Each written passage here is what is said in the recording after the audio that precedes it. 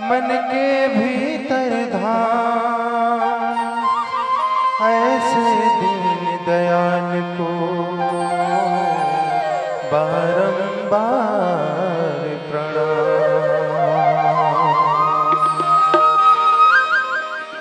मुझे मिल गया मन का मीत, ये दुनिया क्या जाने।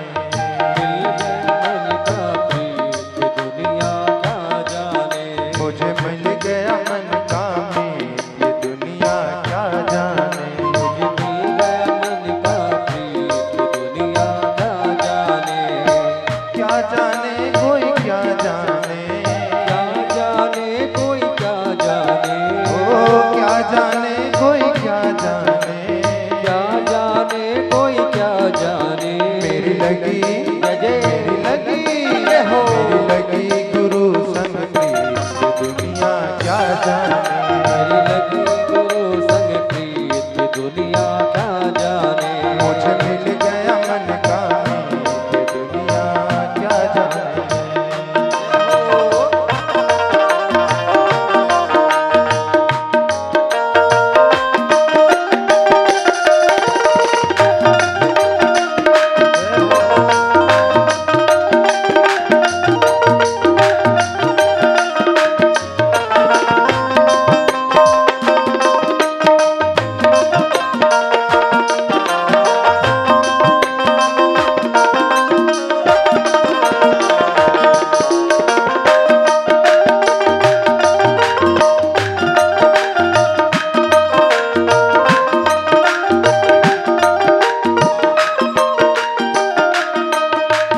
बाजी जब गुरुवर से लगाई, बाजी जब गुरुवर से लगाई,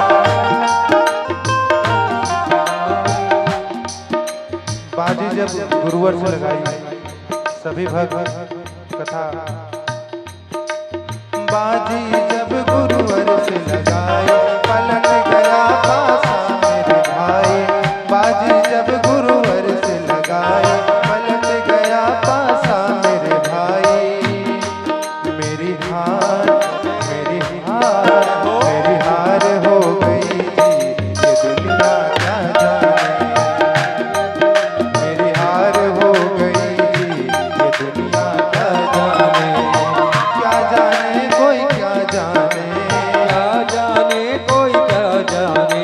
ओ क्या जाने कोई क्या जाने। क्या जाने कोई क्या जाने। मेरी लगी गुरु संग प्रीत, ये दुनिया क्या जाने। मेरी लगी गुरु संग प्रीत, ये दुनिया क्या जाने।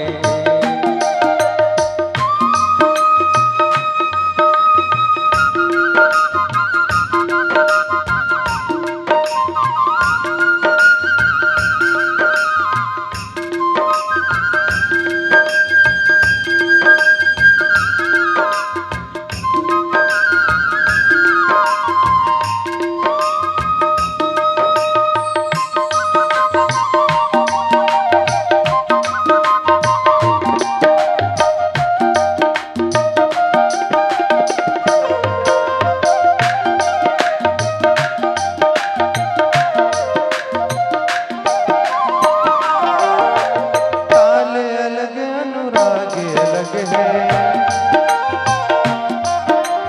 ताल अलग है राग अलग है। ये वैराग अनुराग अलग है, ताल अलग है राग अलग है। ये वैराग अनुराग अलग है। मन गाए मन गाए मन गाए किसके गीत, ये दुनिया क्या जाने। मन गाए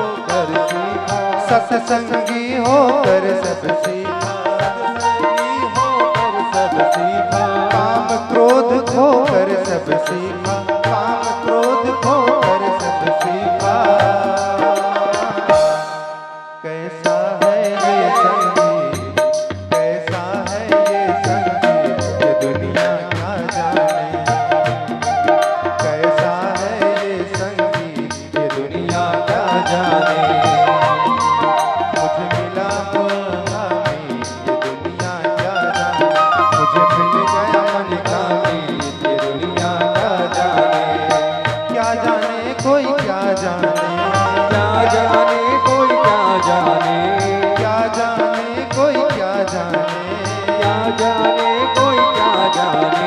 लगी शाम संग प्रीत ये दुनिया क्या जाने, मेरी लगी शाम संग प्रीत ये दुनिया क्या जाने, मेरी लगी शाम संग प्रीत ये दुनिया क्या जाने, लगी शाम संग प्रीत ये दुनिया क्या जाने, मेरी लगी शाम संग प्रीत ये दुनिया क्या जाने, मेरी लगी शाम संग प्रीत ये दुनिया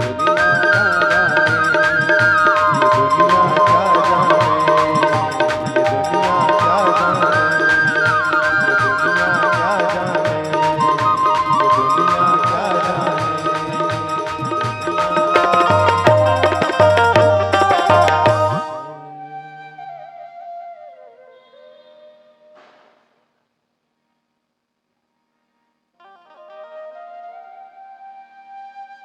वेन की कथा सुनाते हैं भगवान। एक समय राज्य में राजा नहीं था, तो संतों ने देखा बिना राजा के जो है प्रजा का पालन पोषण कैसे होगा, और उन्होंने वेन को राजा बना दिया। अब जब वेन राजा वेन हो गया, तो तुलसी बाबा एक बात बहुत सुंदर कहते हैं कि प्रभुता पाहि काहि मद नाही। प्रभुत्व पाकर मद किसको नहीं हो जाता।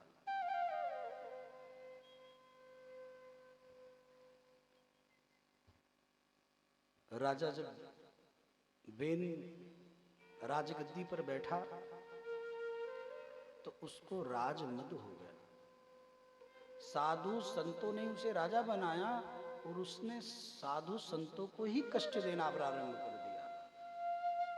यज्ञ से विरोध करने लगा, भगवत भजन भगवत कथा का विरोधी हुआ, दुष्टता पर उतर आया। प्रजा जब बिगड़ने लगी तो सही शासन कर कर उन पर अंकुश न लगाता हुआ और स्वच्छंद और मुक्त कर दिया। अधर्म आचरण करता देख, अन्याय करता देख, सही निर्णय न लेता देख, उन्हीं संतों ने जिन्होंने राजा बनाया था वेन को, उन्होंने कहा देखो वेन, हमने तुम्हें इसलिए राजा नहीं बनाया कि तुम अत्याचार करो, पाप करो, अधर्म करो, हमें और दुख दो। हमने तो तुम्हें इसलिए राजा बनाया था कि तुम प्रजा को सुखी करो, सही नियम लगाओ और उनका पालन करो और कराओ। एक भी बात मानने को तैयार नहीं हुआ वेन, और उटपटांग बात करने लगा। तब जिन संतों ने राजा बनाया था उन्हीं संतों को फिर क्रोध भी आया और उन्होंने जोर जोर से ओम ओम ओम ओम कहकर हुंकार भरना प्रारंभ किया। ऐसी फटकार लगाई, ओम की ध्वनि से इतना घोर शब्द किया कि राजा वेन के प्राण पखेरु उड़ गए, प्राण विदा हो गए। राजा वेन के शरीर को मथा गया। राजा विष्णु स्वरूप होता है क्योंकि पालन करता है, और विष्णु का भी काम पालन करता है, पालन करना है। तो वेन के शरीर को मथा गया, तो अंततः वेन के शरीर से महाराज पृथु का और अर्ची देवी का आविर्भाव हुआ, उत्पन्न हुए। पृथ्वी ने चूंकि दुष्ट प्रजा हो गई थी, तो वो अन्न धन से और हृष्ट पुष्ट होती, इसलिए धरती ने सारे अन्न अपने में छिपा लिए थे। तो पृथु जी महाराज ने गौ रूप में जो पृथ्वी है उस पर अपना प्रभाव डालकर पृथ्वी को बताया कि भाई तुमने ये सब क्यों अपने अंदर ले लिया है। तो पृथ्वी ने बताया, महाराज मैंने तो इस भय से ले लिया था कि दुष्ट भी उसी से पालित पोषित होते हैं। तो फिर पृथु जी की आज्ञा से पृथ्वी ने जितने भी धन कोष लिए, जितने भी सब सामग्री लिए, अन्न धन, वो सब अलग अलग रूप में सबने अलग अलग धरती का दोहन किया। सारी प्रजा सुखी हुई। और आगे चलकर पृथु जी महाराज ने भी भगवान की तपस्या की। भगवान जब प्रसन्न हुए तो बोले वर मांगो। तो पृथु जी ने कहा प्रभु मुझे 10,000 कानों की श्रवण शक्ति दीजिए। भगवान बोले 10,000 कानों की श्रवण शक्ति लेकर तुम क्या करने वाले हो?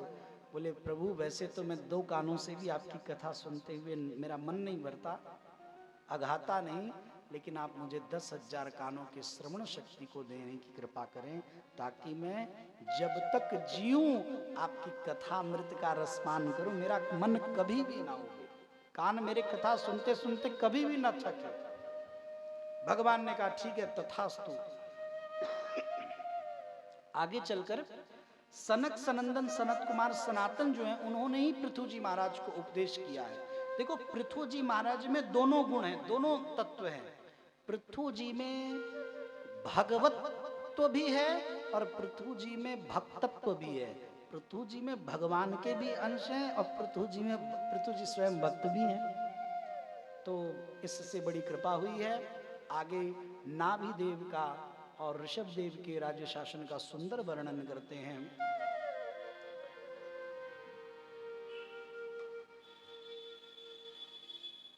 ज्येष्ठ पुत्र हैं भरत जी। भगवान का संध्या वंदन कर रहे थे। एक मृगी, एक हिरणी आई गंडकी नदी के बगल में जल पीने के लिए, और उसको इस बात का भय था कि मैं कहीं जल पीऊं और कहीं से सिंह ना आ जाए, कोई शेर ना आ जाए, वरना मुझे खा जाएगा। और मैं गर्भवती हूं, मेरे गर्भ में बालक है, शिशु है, शावक है, वो भी नष्ट हो जाएगा। उसको ऐसी आशंका थी कि तभी एक सिंह ने आकर भारी गर्जना की। वो भयाक्रांता हुई और उसने भय से व्याकुल होकर छलांग लगा दी नदी के पार। तो श्री सुखदेव जी कहते राजन वो तो उस पार गिरी, मृगी एक पत्थर पर उसके प्राण उड़ गए, वो दिवंगत हो गई, मर गई। लेकिन उसका जो गर्भ था, जो गर्भ में जो बालक था, शिशु था, मृग का छौना जो था, वो नदी की बीच धारा में ही गिर पड़ा, गिर गया। भरत जी महाराज ये सारा दृश्य देख रहे थे। भरत जी को दया आई उस मृग छौने के ऊपर। जो भक्त होते हैं, भक्त की 2 सबसे बड़ी पहचान है। भक्तों में 2 चीजें होती ही होती हैं। यदि भक्त में ये 2 बातें ना हो या इनमें से एक भी ना हो तो वो भक्त नहीं। 2 चीजें होती हैं, वही भरत जी में। क्या? भक्त की पहचान है नामे रुचि और जीवे दया। भगवान के नाम में रुचि होती है और जीव मात्र के प्रति दया भावना होती है, दया की भावना। तो भरत जी ने सोचा मैं इसको बचा लूं। गंडकी नदी में कूद गए, मृग का छौना पकड़कर बाहर लाए, बचा लिए उसको। लेकिन श्री सुखदेव जी कहते हैं बचा लेना तो दया थी, लेकिन उसके बाद छोटा सा नन्हा सा प्यारा सा मृग का वो बालक, उसमें उनकी आसक्ति हो गई, मोह ममता हो गई। अब तो सोते उठते खाते पीते आते जाते सब समय वही मृग का छौना, उसी के साथ लाड़ लड़ाने लगे, खेलने लगे, उसी के साथ फुदकते, उसी में पूरी तरह से डूब गए।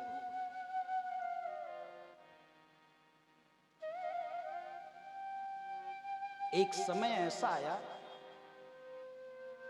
जब मृग के झुंड को देखकर वो मृग का छौना अपने मृग झुंड में ही शामिल होकर चला गया, और भरत जी का उस मृग के छौने के वियोग में शरीर छूट गया, मर गए भरत जी, उनका देह छूट गया। और जब वो मरे तो शास्त्र का एक नियम है, अंते या मति सागति। व्यक्ति की अंतिम समय में, मरते समय बुद्धि जहां होती है, मति जहां होती है, उसको उसी योनि में जाना पड़ता है, वही बनना पड़ता है, वही गति उसे मिल जाती है। तो भरत जी मरे मृग के स्मृति में, मृग को याद करते करते अगले जन्म में वो खुद भी मृग ही बन गए, हिरण ही बन गए।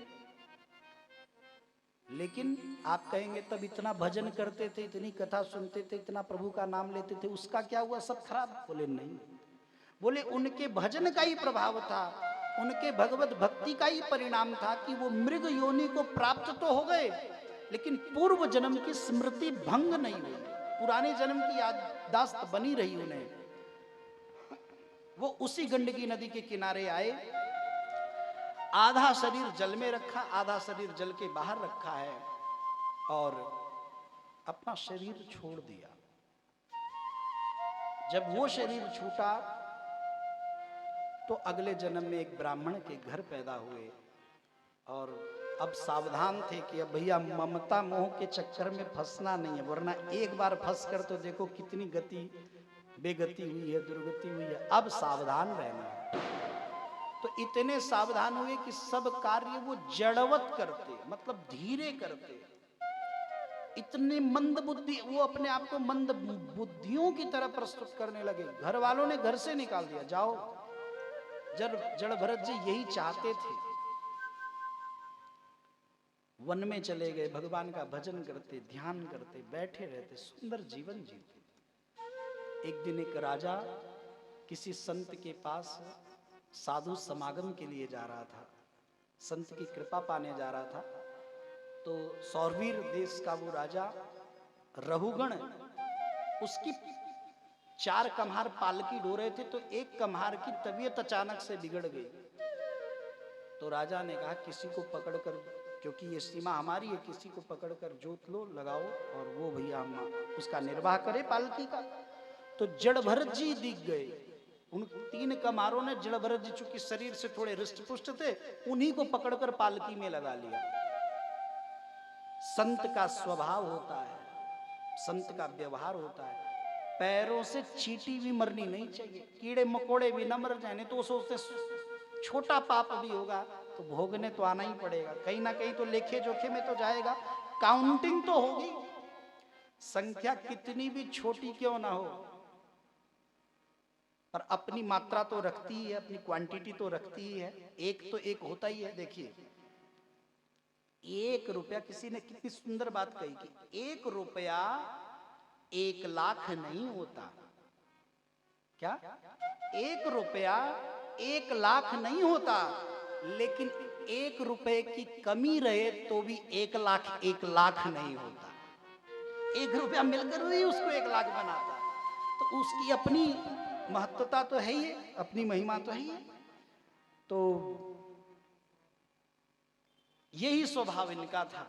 ये चलते तो 10-20 कदम चलते, कहीं कीड़ा मकोड़ा चीटा चीटी दिखते तो ये उछल पड़ते। तो जब ये उछलते, कंधे पर पालकी थी, तो राजा का सर ऊपर लगता। तो ऐसा 1 बार हुआ, 2 बार, तो राजा ने फटकार लगाई, अरे कैसे चलते हो, चलना नहीं आता? बोले महाराज हम तो जो आपके पुराने वाले सेवक हैं, हम तो ठीक चल रहे हैं, ये जो अभी हमने नया नया लगाया ना, ये गड़बड़ कर रहा है।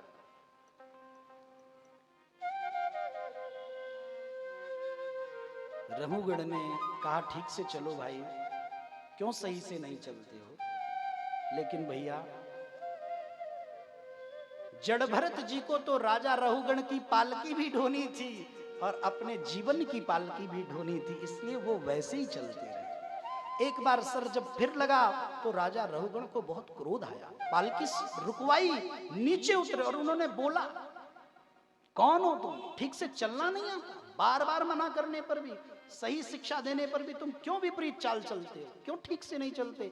बार बार मेरा सर ऊपर लगता है।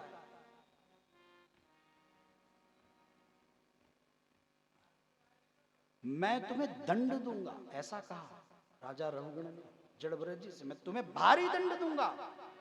पर इतना कह ही रहा था कि जड़ भरत जी के उसने शरीर पर एक जनेऊ सूत्र देखा, सूत्र देखा। और जब सूत्र देखा, यज्ञोपवीत देखा, तो वो चरणों में लेट गया राजा रघुगण। उसने लेट कर कहा मुझे क्षमा कर दे विप्रवर। देखिए कितनी बड़ी बात राजा रघुगण ने की है, कितनी बड़ी बात। राजा रघुगण कहता है मुझे विष्णु के चक्र से डर नहीं लगता,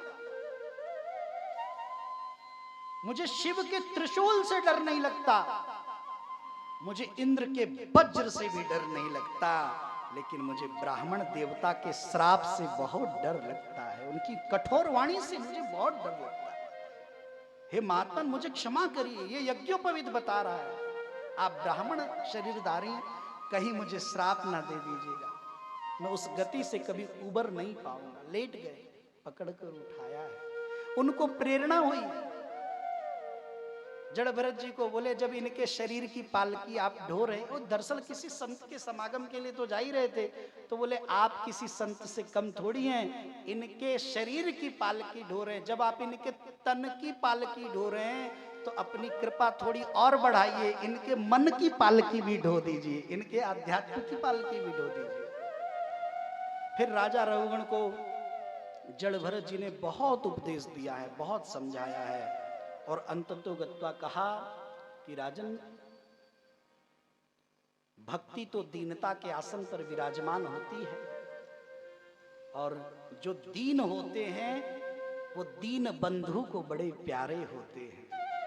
हाँ? रहुगणी तत्तपसा न याति, न चेज्जया निर्वपणात् गृहाद्वा, न छंदसा नैव जलाग्नि शौर्यै, बिना महत्पाद रजोभिषेकम। सद्गुरु साधु संतों के चरण धूलि को अपने प्रेमाश्रुओं से गीला कर कर जब तक तुम अभिषेक नहीं कर लेते, तब तक तुम कृत्य नहीं हो सकते, तब तक तुम पूर्ण कृत्य नहीं हो सकते, तब तक तुम उबर नहीं सकते। सद्गुरु की कृपा से जब तुम निर्मल हो जाओगे, निष्कलंक हो जाओगे, निष्पाप हो जाओगे, तब जाकर नारायण ईश्वर भी तुम्हें स्वीकार कर लेंगे। मर गए होते कभी के जिंदगी की मार से, मर गए होते कभी के जिंदगी की मार से, जो गुरुवर नजर न डालते मेरी तरफ यूं प्यार से, जो गुरुवर नजर न डालते मेरी तरफ यूं प्यार से। संत के सानिध्य में भगवंत की कृपा छिपी रहती है, ये सूत्र दिया है, और उसी सूत्र को धारण कर कर राजा रघुगण ने अपने जीवन को दिव्य बनाया है। बोलिए वृंदावन बिहारी लाल की, भक्त वत्सल भगवान की जय। अब हम भगवान वामन का दर्शन करें, और राजा बलि की यज्ञशाला में भगवान को इसलिए पहुंचना पड़ा क्योंकि देवासुर संग्राम के बाद गुरुओं की कृपा से, ब्राह्मणों की कृपा से, संतों के आशीर्वाद से सबको प्रसन्न कर लिया राजा बलि ने, और जबरन देवताओं को घर से बाहर निकाल दिया है। और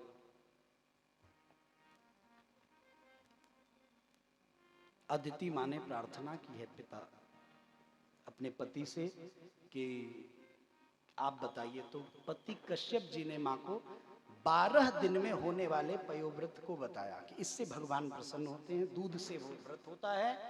अदिति माँ ने वो व्रत किया, भगवान प्रसन्न हुए हैं। और कथा का विस्तार तो हम कल के सत्र में करेंगे, कथा को आनंद से हम कल के सत्र में सुनेंगे, क्योंकि अवशिष्ट और भी कुछ प्रसंग बड़े दिव्य हैं जो समय अभाव के कारण रह ही जाते हैं प्रायः, तो उत्तर सुनेंगे। अब आप सबकी भी विकलता बता रही है कि जल्द से जल्द प्रभु का दर्शन हो। बोलिए वामन भगवान की जय। चलिए हम सब मिलकर भगवान को प्रणाम करें, और इसी के साथ आज की कथा भगवान के चरणों में विश्राम। अब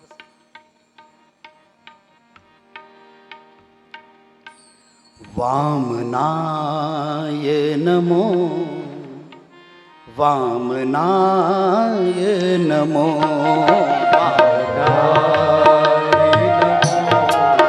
वामनाय नमो, वामनाय नमो, वामनाय नमो, वामनाय नमो,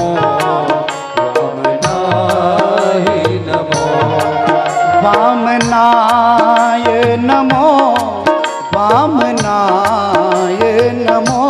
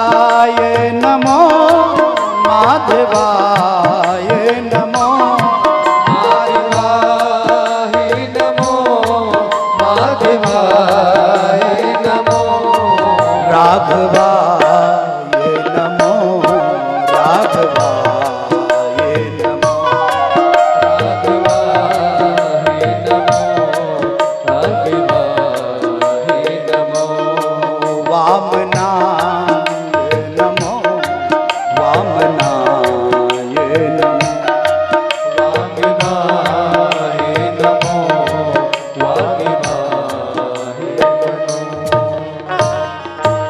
बोलिए बटुक बाल ब्रह्मचारी भगवान की से मेरा आपकी कृपा से सब काम हो रहा है। मेरा आपकी कृपा से सब काम हो रहा है मेरा आपकी कृपा से सब काम हो रहा है। करते हो तुम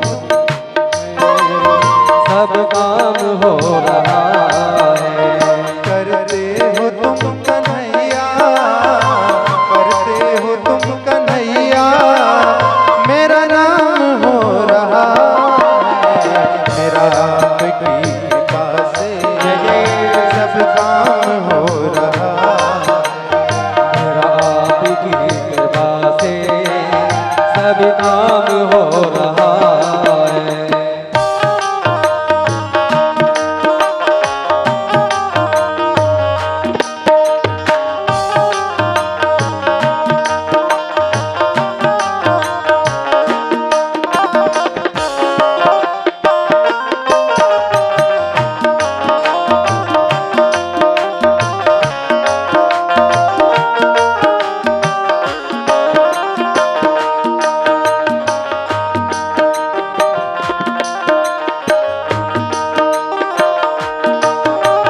पतवार के बिना ही मेरी नाव चल रही है। पतवार के बिना ही मेरी नाव चल रही है पतवार के बिना ही मेरी नाव चल रही है। पतवार के बिना ही मेरी नाव चल रही है हैरान है जमाना मंजिल भी मिल रही है। हैरान है जमाना मंजिल भी मिल रही है कन्हैया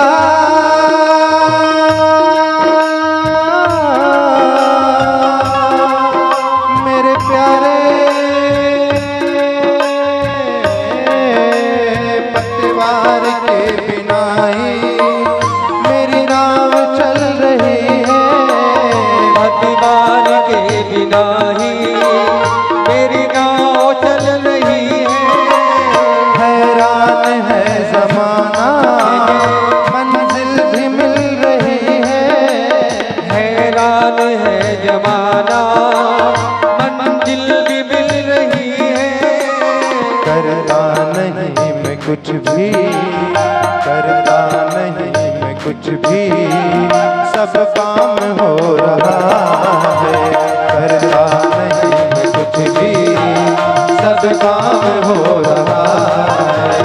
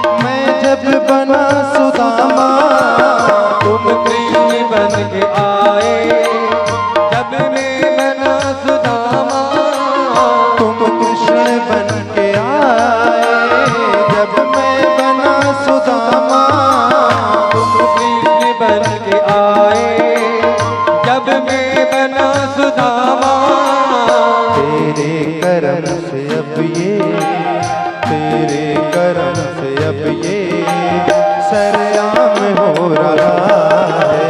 तेरे करम से अब ये सरेआम हो रहा है।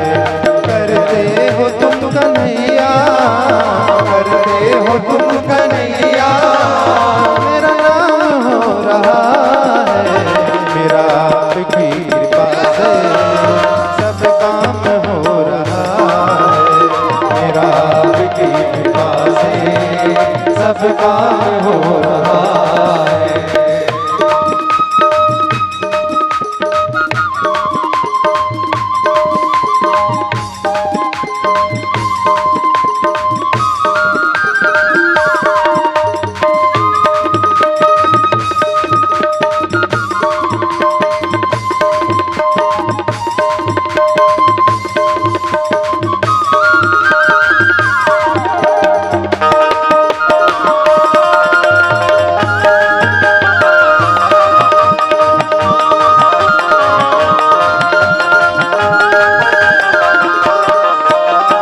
तुम साथ हो जो मेरे, किस चीज की कमी है। तुम साथ जो हो मेरे, किस चीज की कमी है। किसी और चीज की अब दरकार ही नहीं है। किसी और चीज की अब दरकार भी नहीं है। कन्हैया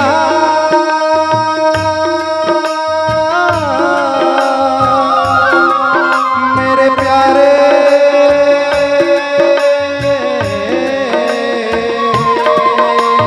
तुम साथ हो जो मेरे, किस चीज की कमी है। तुम साथ जो हो मेरे, किस चीज की कमी है। किसी और चीज की अब दरकार ही नहीं है। किसी और चीज की अब दरकार भी नहीं है। तेरे साथ से गुलाम अब गुलफाम हो रहा है। तेरे साथ से अब गुलफाम हो रहा है। करते हो तुम कन्हैया, करते हो तुम कन्हैया, मेरा नाम हो रहा है। मेरा आपकी कृपा से सब काम हो रहा है। मेरा आपकी कृपा से सब काम हो रहा है। मेरा आपकी कृपा से सब काम हो रहा है। मेरा आपकी कृपा से सब काम हो रहा है। बोलिए कृष्ण भक्त